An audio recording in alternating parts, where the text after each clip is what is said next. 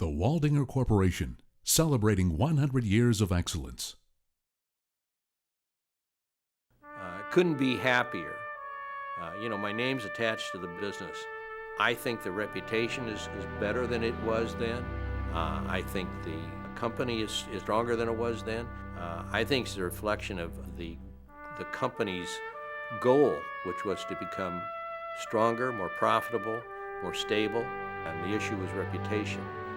And that would make my father extremely happy because his reputation was his most valued asset. From its humble beginnings in 1906 as Capital City Tin Shop, the Waldinger Corporation has built a reputation on innovation and the excellence of its processes, but even more importantly, on its people. That's the very best part of what I do, is the ability to give other people a chance to grow. And I'm talking about employees that become part of the Waldinger family in TWC. It's a great group of people. That's one of the things that convinced me to come with the Waldinger Corporation. I think it's the people. The people at Waldinger are very dedicated. I think it's the financial stability of the company. We have very good leadership. We have been successful at TWC because our people have made us successful. It just didn't happen. Throughout the decades, the company has evolved and prospered despite economic downturn, wars of nation, and nature, to become the industry leader it is today. And today, the Waldinger Way means strength, stability, and providing value in every aspect of the job. The Waldinger Way means an excellent workplace with substantial opportunity for personal and professional growth. The Waldinger Way means creative problem solving, true entrepreneurial spirit, adaptability to change, and ultimate respect for the individual, both employee and customer. The Waldinger Way is alive in its people, and it's stronger than ever. Soon after Austrian immigrant Harry Waldinger saved enough money from his tiny Capital City tin shop business to bring his family from Austria to America, the trade became a family affair. During the Troubled Depression era of the early 30s, sons Mose and Joe Waldinger, who had worked with their father since their youth, began leading the company as it was forced to change with the economic times. The brothers had a well-earned reputation for hard work and brainpower. Mose had it all added up in his head, and he was right. Within $1 or two, had it all in his head and had marked it up and everything without even using the adding machine. His mind for figures was phenomenal. Instead of standing in one place like all future sheet metal men I saw, he would run around the bench. He'd go here and go there and go there and keep running around and run. I don't mean walk. He'd run. Joe didn't have time for that because they had to make a living for the whole family. Throughout the company's history, we've had to adapt to rapidly changing environments. As World War II approached, materials were being rationed, there were priorities, and the company had to adapt again by pursuing military-based projects. And that was the beginning of the company. They began to bid war work, and they got it, lots of it.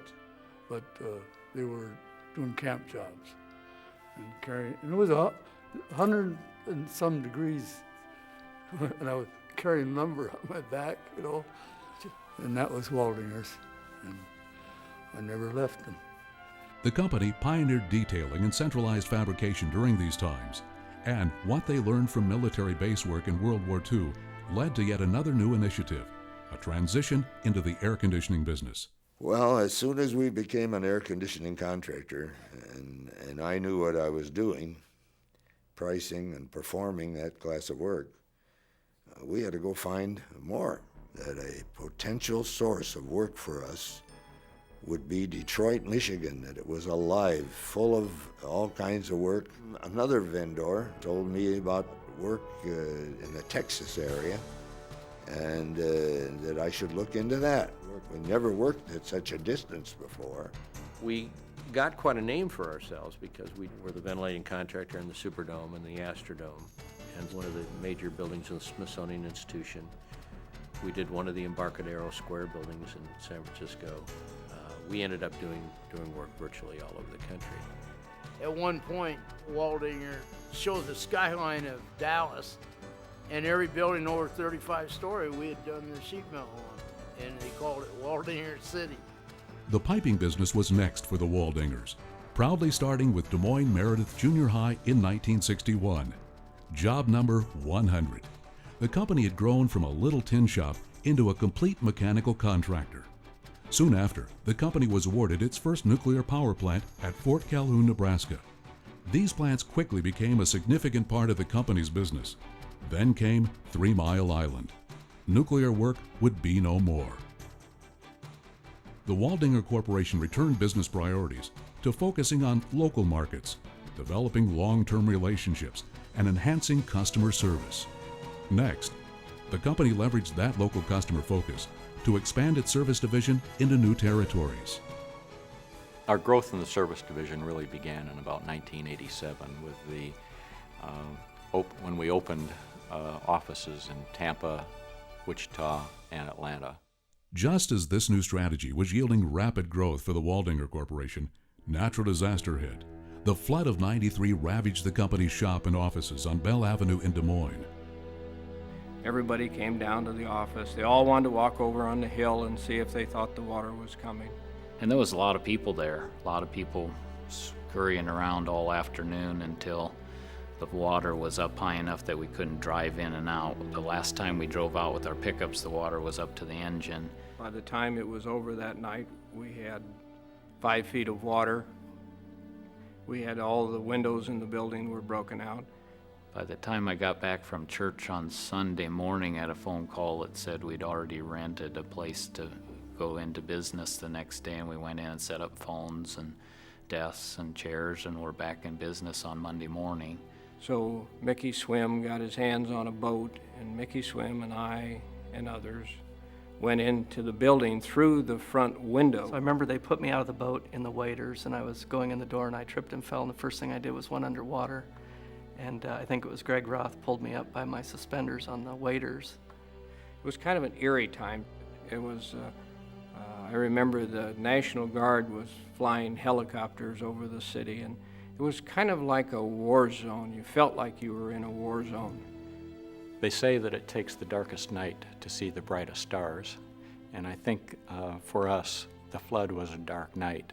Our employees accomplished incredible things under very difficult situations, and it was a time that everybody pulled together and did whatever it took. The Waldinger Corporation emerged from the flood stronger and more unified than ever. The present management team has continued to focus on building local relationships and growing through continuously adding new products, divisions, and expanded services. We've acquired in the neighborhood of 30-plus companies since 1996. Today, the Waldinger Way lives on through its people as it stretches throughout the Midwest and Southeast United States. I think it's because of the people there. They trust we're going to do what we say. You know, being 100 years old, there's very few corporations that can say that, and we didn't get to be 100 years old by not taking care of our customers and taking care of our people. One of the benefits we have, even as a large company, is that we function as a collection of very small companies. I think our reputation is second to none in the Southeast in the heating and air conditioning business. I think that they admire our veracity, our commitment to excellence. Our goal, of course, is that our customers are completely satisfied with not only our pricing, but the service that we offer. I think it's impressive that any company can last 100 years through economic ups and downs and still make it through, and still make it through with employees that have been with the company for 40 plus years. I've always been encouraged to try new things and, take new positions, new responsibilities. Well, I think that our growth opportunities in the Southeast are nearly unlimited. What we're looking for is people that will help us fulfill those opportunities. We're looking for people who will help us grow. We will double and double again in the next 10 years in just the Southeast, looking for 20 or more additional offices. The past 100 years have been phenomenal. The next 100 years are going to be just wide open.